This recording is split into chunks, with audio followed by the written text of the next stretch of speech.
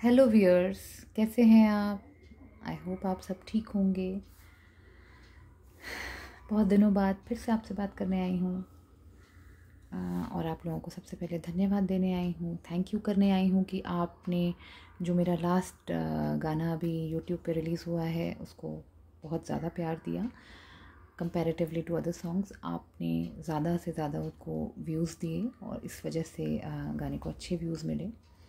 और personal WhatsApp messages chats पे भी लोगों ने अप्रिशिएट किया, उसके लिए थैंक यू सो मच कि आपको मेरा ये नया एफ़र्ट अच्छा लगा, नई कोशिश अच्छी लगी। आप लोगों को धन्यवाद करने के अलावा मैं आपसे आज बात करने आई थी। मन था कि कुछ अपने दिल की बातें आपके साथ फिर से शेयर की जाए। समझ ही नहीं आ रहा था कि किससे करूं, तो लगा कि कौन हो सकता है आपसे बेहतर, मेरे लिसनर्स से बेहतर, जो मेरे वीडियोस देखते हैं उनसे बेहतर। जैसा कि आप सब जानते हैं कि अभी लास्ट वीक ही हमने नाइटिंगेल ऑफ इंडिया लता मंगेशकर जी को हमेशा के लिए खो दिया। वो अलग बात है कि अपने गानों के ज़रिए, अपने गीतों के ज़रिए, अपने नगमों के ज़रिए वो हमेशा हमारे दिलों में ज़िंदा रहेंगी और हम हमेशा उनसे कुछ ना कुछ सीखते रहेंगे, क्योंकि किसी और सिंगर में तो मुझे लगता नहीं कि ताकत है कि इतनी पावरफुल वॉइस हो कि वो आज की जनरेशन को कुछ सिखा सके। क्योंकि जो आज के सिंगर्स भी आ रहे हैं वो सब लता जी से ही सीख के आए हैं। सबका जो बेस है ना वो स्ट्रॉन्ग लता जी के गानों से ही बना है। और लोग कहते हैं कि एक गायक का जो बेस होता है स्ट्रॉन्ग, वो होता है शास्त्रीय संगीत, क्लासिकल म्यूज़िक। अगर उसका वो क्लासिकल म्यूज़िक का जो बेस है वो स्ट्रॉन्ग है तो वो एक अच्छा सिंगर है, बन सकता है। इसमें कोई दो राय नहीं है कि अगर आपका क्लासिकल बैकग्राउंड है, अगर नहीं भी है आपने, लेकिन अगर सीखा है तो आप बहुत आगे जा सकते हैं। लेकिन मुझे लगता है कि क्लासिकल, कर्नाटक, वेस्टर्न या जितने और भी लर्निंग वेज़ हैं म्यूज़िक के, उन सब से हटकर एक नया जो नया नहीं, बहुत पुराना, लेकिन लोग जानकर भी नहीं जानते थे जिसके बारे में, वो है institute of Lata Mangeshkar ji and Asha ji. दोनों का नाम इसलिए ले रही हूँ क्योंकि दोनों ही सिस्टर्स अपने आप से एक दूसरे से कम नहीं रही कभी भी। लता जी के बारे में तो आप सभी जानते हैं कि हमने ही क्या, पूरी दुनिया ने ही क्या, खुद आशा जी ने भी उनसे सीखा। लेकिन दोनों बहनों से हम सब ने कितना सीखा। आशा जी जो कि लकीली हमारे बीच हैं और भगवान करे कि भगवान उनकी 100 साल की उम्र हो और वो खूब अच्छा गाती रहें और हमें सिखाती रहें। लता जी ने हमेशा अपने आप को इतनी महान सिंगर की बहन होते हुए भी अपने आप को स्टैंड आउट किया, अपने टैलेंट रखा। अपने टैलेंट की वजह से उन्होंने हमें वेस्टर्न सिखाया, उन्होंने हमें jazz, pop, typical item numbers, जो आज शब्द यूज़ किया जाता है आइटम नंबर्स का, वो उस ज़माने में इतना अच्छा काम कर गई कि आज के सिंगर्स भी नहीं कर सकते वैसा काम। तो आशा जी से हमने वो विधा सीखी। और लता जी के बारे में तो हम कुछ भी बोलने के लिए बहुत बहुत बहुत ही ज़्यादा नाचीज़ हैं। उन्होंने हमें हर तरीके का संगीत सिखाया, ना केवल संगीत सिखाया, उन्होंने हमें ये बताया कि इंसान कैसे होना चाहिए आपको। उनके वीडियोस में आजकल बहुत ज़्यादा देखती हूँ कि मुझे नींद आती नहीं, मैं उनको बहुत मिस करती हूँ। जब कभी भी काम कर रही हूँ या कुछ भी है तो मेरी आँखें अचानक से नम हो जाती हैं। तो जब मैं आज सोच रही थी कि मैं आपसे बात करूँगी तो मैंने पहले ही सोच लिया था कि मैं अपने इमोशंस पे 100% काबू रखूँगी, क्योंकि मुझे दिखावा ज़रा कम पसंद है और किसी को भी मेरे बात करने के तरीके से ये नहीं लगना चाहिए कि मैं रो के कुछ पब्लिसिटी गेन करना चाहती हूँ लता जी के नाम पे। क्योंकि मुझे ऐसा लगता है कि बहुत सारे वीडियोस आजकल बन रहे हैं, लता जी के नाम के वीडियोस बन रहे हैं और लोग वाहवाही बटोर रहे हैं, तो मैं वो करना नहीं चाहती थी आप सुबह के। बस मैं इतना ही बोलूँगी कि ये मेरे दिल को पता है कि मैं उनको कितना पूजती हूँ दिल से, और पूजा है जितना भी आता है, वैसे तो आता नहीं है, लेकिन जितना भी 1% भी अगर आता है तो सिर्फ लता जी के गानों से सीखा। अपनी आइडल माना, अपनी गुरु माँ माना, सब कुछ माना। उन्हें अपना अपना सर्वस्व अगर मैंने संगीत में अगर मैंने किसी को दिया तो लता जी को दिया। और मैंने ही क्या, मेरे जैसे हज़ारों लाखों हैं जिन्होंने उनसे सीखा और सीखते रहेंगे ताउम्र। तो मैं आज के जो एस्पिरेंट्स हैं, जो सिंगर्स हैं, यंग जनरेशन है, उनको सिर्फ़ और सिर्फ यही बोलना चाहती हूँ कि अगर आप वाकई में कुछ बनना चाहते हैं तो पहली बात तो ये है कि आप दिल लगा के म्यूज़िक सीखिए। आप ज़रूर सीखिए कोई भी एक, चाहे वो वेस्टर्न क्लासिकल हो, इंडियन क्लासिकल हो, कर्नाटिक हो, कुछ भी हो, कोई भी विधा हो, आप उसको सीखिए। क्योंकि मैं जानती हूँ बहुत सारे मेरे नोन लोग हैं ऐसे जिनको क्लासिकल म्यूज़िक में इतना इंटरेस्ट नहीं है, वो सुगम संगीत पसंद करते हैं। वेल एंड गुड, आप कुछ भी सीखिए, लेकिन आप सीखिए। लेकिन अगर आप प्लेबैक सिंगिंग में आना चाहते हैं, आप एक अपने आप को बेहतर कलाकार के रूप में एज अ प्लेबैक सिंगर स्थापित करना चाहते हैं, तो नन अदर देन आप लता जी से और आशा जी से सीख सकते हैं और फ्री ऑफ कॉस्ट सीख सकते हैं। ये एक ऐसा इंस्टीट्यूट है जो आपसे कुछ भी चार्ज नहीं करता है। आजकल हर कोई मनी मेकिंग में आ गया है, ऑनलाइन इंस्टीट्यूट्स चल निकले हैं, चल पड़े हैं। लेकिन मुझे नहीं लगता कि अगर आप में सीखने की चाह है तो आपको कोई भी क्लासिकल के अलावा, आप ज़रूर सीखें क्लासिकल, लेकिन अगर आप कुछ और फिल्मी गायकी, सुगम संगीत कुछ भी सीखना चाहते हैं तो अपार भंडार है आपके पास लता जी से, आशा जी से सीखने का। यूट्यूब पे सब कुछ है, सब कुछ अवेलेबल है, आप उनसे सीखिए और मन लगा के सीखिए। ये मैं आपको यकीन से कह सकती हूँ कि आप बहुत अच्छे कलाकार बन सकते हैं। मेन स्ट्रीम सिंगर देखिए, बनना ना बनना वो सब भाग्य की बात है। वो उस दिशा में अगर आप स्ट्रगल करेंगे तो आप वो भी कर पाएंगे।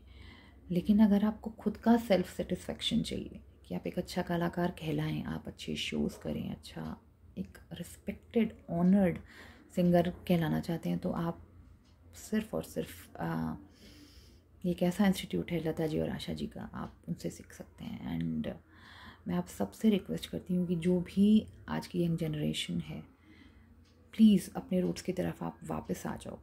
और अगर आपने लता जी को सुना है पहले, आशा जी को सुना है, तो उससे अच्छी कोई बात ही नहीं है। लेकिन अगर आपने नहीं सुना है तो आप सुनना शुरू करो, क्योंकि आपका जो एक तैयारी है ना, वो मुझे लगता है 60-70% हो जाती है अगर आप उनके गानों को अच्छे से करते हैं।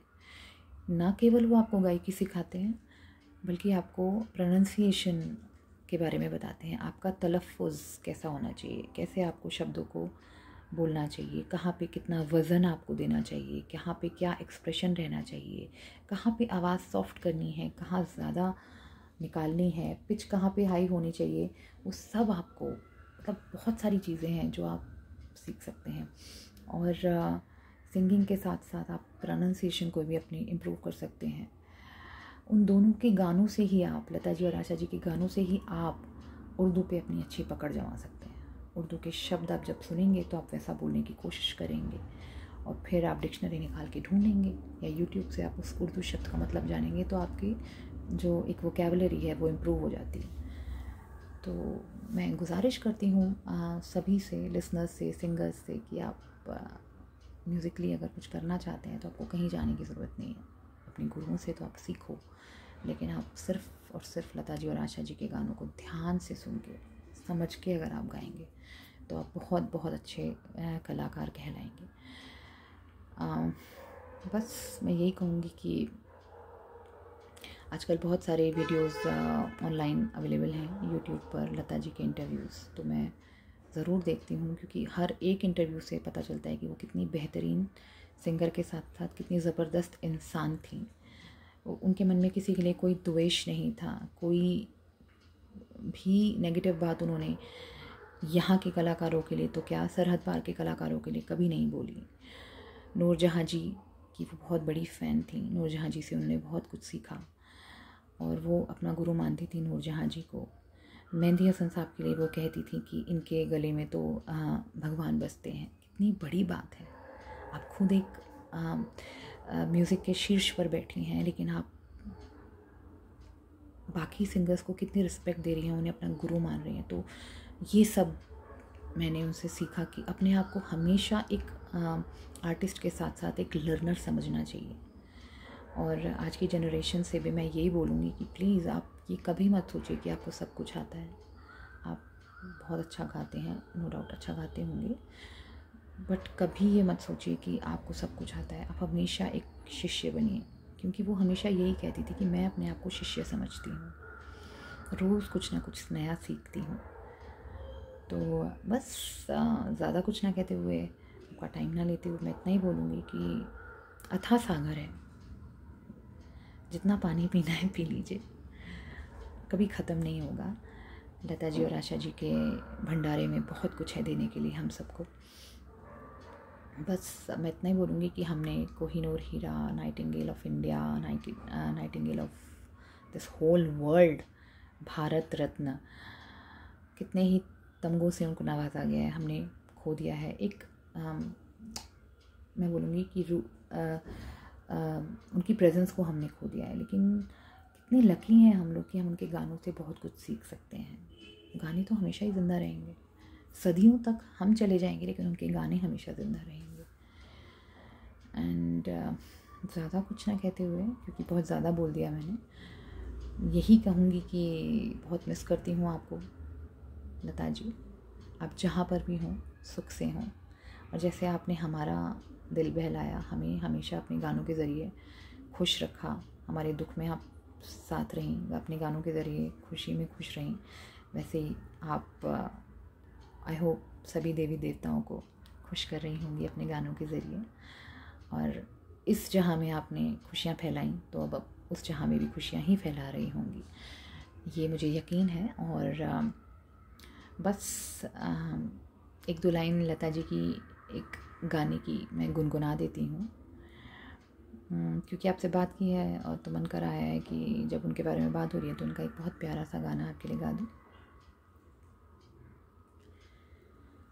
बीती ना बिताई रहना, बिरहा की जाई रहना, बीती ना बिताई रहना, बिरहा की जाई रहना, भीगी हुई आँखियों ने लाख बुझाई रहना, बीती ना बिताई रहना, बीती हुई बतिया कोई दोहराए, भूले हुए नामों के पल नहीं जाए,